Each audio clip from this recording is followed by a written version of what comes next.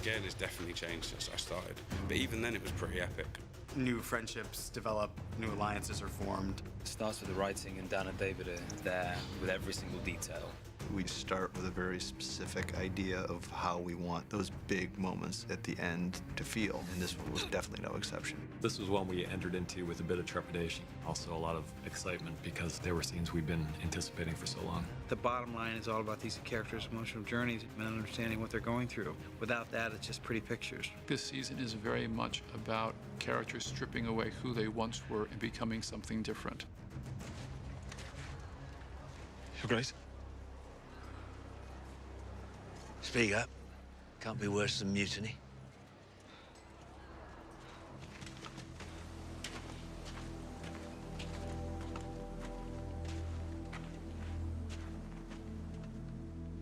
After the death of Shireen, I imagine that there's only one way for Celise to go. The guilt and the sort of cumulative effect of the life that she's been leading becomes unbearable. We've had so much trouble. We've no food, horses, sellswords, some of them have left. Our resources are dwindling. Winter is coming. This is beginning to look like a suicide mission. As soon as he finds out half his army has fled and his wife has killed herself and Melisandre has left the building, he knows that it was all for nothing. And at that point, he's playing a chess game, and he's a good enough chess player to know that checkmate's coming in 4 moves. Talking about a particular kind of mindset that's fatalistic. I think the odds are so high and the cost so great that it's not just a selfish thing, it's a dutiful thing, that he has an obligation to behave in a certain way in order to get the throne, and everything must be surrendered to that end. On to Winterfell. David Nutter was directing, and he had a certain number of extras and, of course, our hero actors, and they performed in front of a big green screen. We needed to provide the big landscape around Winterfell. We had to provide Winterfell. We had to provide the huge army all on horses. We researched medieval fighting techniques, so we know how they organize themselves, where the army just folds around the enemy, and you know, some may escape, but most of them have no hope. We cover it from the ground, we cover it from Sansa's point of view, and we also do a flyover so that you really understand the geography of what's happening. And then we see the last aftermath when almost no one is left alive and Stannis is ultimately killed by Brienne. I'm Brienne of Tarth. I was Kingsguard to Renly Baratheon. The glorious thing about Brienne's last scene of the season is that what she puts at stake, unwittingly, the rescue of Sansa, is only matched by the anti-climax of killing this man. She was expecting this monster, and what she finds is Stannis. And we had written a longer moment here where Stannis has more last words, and finally we decided that didn't feel like Stannis. Do you have any last words? Go on, do your duty. I think by the end, he thought that some divine authority wanted him on that throne. And then when he realizes that he was wrong, that it was all for nothing, I think Brienne showing up to kill him was almost like a welcome relief.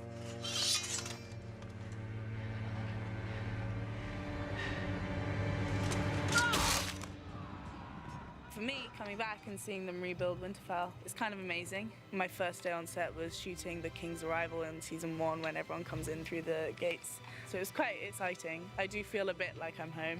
It's a much grimmer, darker place. The Starks rule, while not democratic, could be considered, I suppose, benevolent, and Roose Bolton is anything but. So it's become kind of a castle of horrors. It's always pretty jaw-dropping when you arrive on set.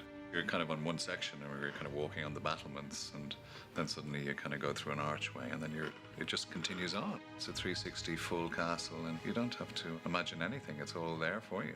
Winterfell having been burnt at the end of season 2, you take a leap of faith that you believe that the Boltons who end up at Winterfell wanted to be comfortable, want to be able to defend it, so there's certain things that you do recognize.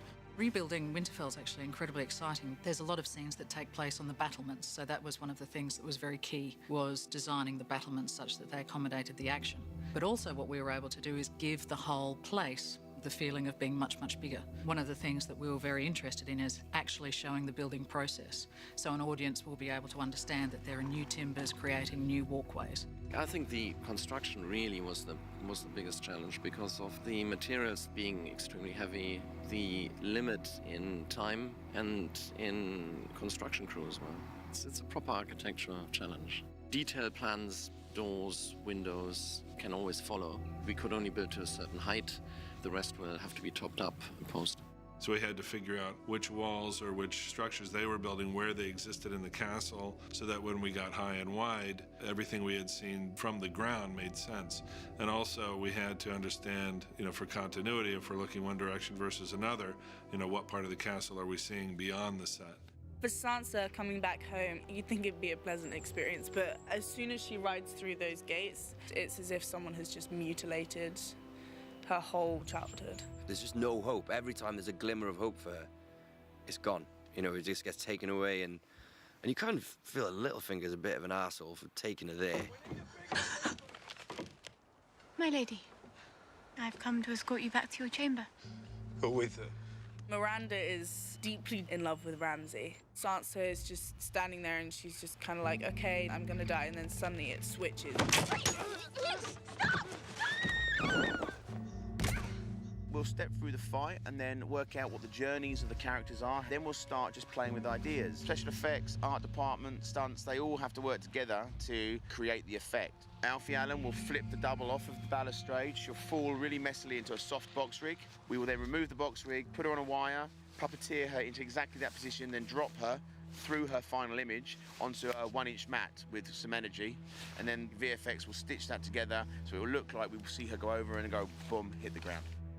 The original sin in Theon's life was turning on the Starks and betraying them. And now finally, after all this time, comes a chance for a little bit of redemption. I think the struggle for Theon in season 5 is the struggle for Theon's soul. They're great scenes for Alfie to play, and again, I think, as always, he just plays that ambiguity and that inner sense of torture and conflict absolutely brilliantly with virtually no dialogue. The purpose of having Theon in the scene at all is that Sansa and Theon end up being sort of shared victims of this monster, to bring them together by the end of it to that moment in the finale where they take each other's hands and jump for their lives. We thought it would be a very powerful story and a powerful arc.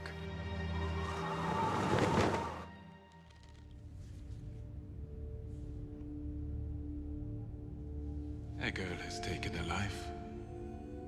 The wrong life. The whole Jaqen character is really cool in that he is so contradictory. I mean, when do you get to play a killer that comes across as a nice guy? You never really know what he's up to, but of course you know he's trying to help Arya on her journey. The training regime at the House in Black and White is essentially to completely strip away one's ego, one's sense of identity. You actually have to become no one so you can become anyone again. She fails at her first attempt to do that. Oysters, clams, and cockles! She's sent on a mission to kill a thin man, and on the way, with her vial of poison, she gets distracted by some Lannister flags, which is a really interesting moment because up until this point, she's really starting to get the hang of this becoming someone else, becoming no one. And then as soon as she sees those Lannister, she's not even thinking about Jaqen or the Waif. She's completely back to Arya again, and everything is about Samarin Trant. This season, I think we get to see Meryn in all of his horror.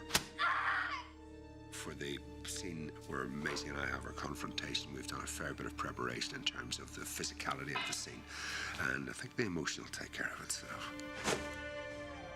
She violated the terms of the Faceless Man. The terms of the agreement are you don't take a face from the Hall of Faces until you're ready, and she did. Most importantly, she did it for personal reasons, for Arya's reasons, and she pays for it. What's happening? What's happening? House Black and White consists of many different rooms, halls. One of the bigger ones is the atrium. That's where a big fountain stands. That's where they receive the drink of death. You have the Hall of Faces, which is actually really amazing. It looks a bit eerie.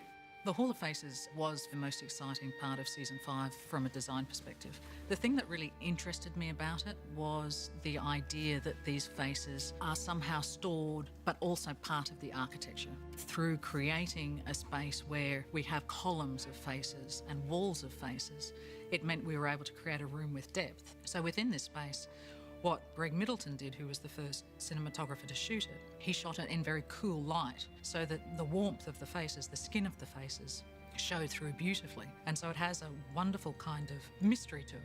We've built approximately 600 faces in total, and we've built approximately 550 vac-form plastic faces, which are basically scattered around the atrium. And they consist of, I think we've got 31 or 32 different faces, which are cast from different extras, different people on the crew. And we've tried to have a mix of as many different sort of races and ages, face shapes and sizes as possible. It's fun to walk around it. Dan and I have our faces up there in different colors and forms and everything, so you kind of walk around looking for your own face, which is pretty creepy, actually.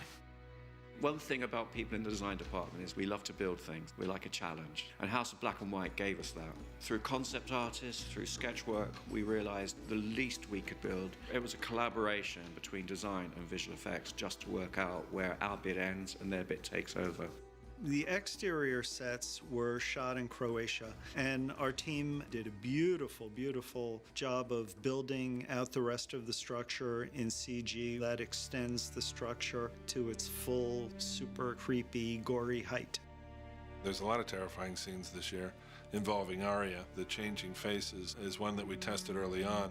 It's an idea more than it is something that you can see, but we knew that in the blocking, Jaqen, who was wearing a hooded robe, lands on the ground and Arya thinks he's dead. So we had to get all of the people who are representing all of the faces into that hooded robe without the robe moving.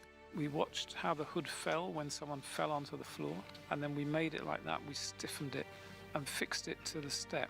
And then we've made a small track that the person lies on, and then we just track them into the exact position so we can line up their eyes on a monitor. So the trick was causing the face to become translucent as she pulled it off, and the act of pulling it off would reveal the next face. And we had the person move just a little bit, so it felt like there was a little bit of resistance taking each face off. And the face seems to dissolve even as she's pulling it off. There's a lot of very, very tricky stuff, but I think it's a really effective moment. What I'm trying and failing I know to say. what you're trying to say. No, I'm afraid you don't. I do. I'm glad that you're my father. Well, it's unfair, isn't it? I mean, he's finally revealing to his daughter this big secret, and then she says that she knows. For the first time, Jamie, he's able to openly be father to his child and experience that's a very nice feeling.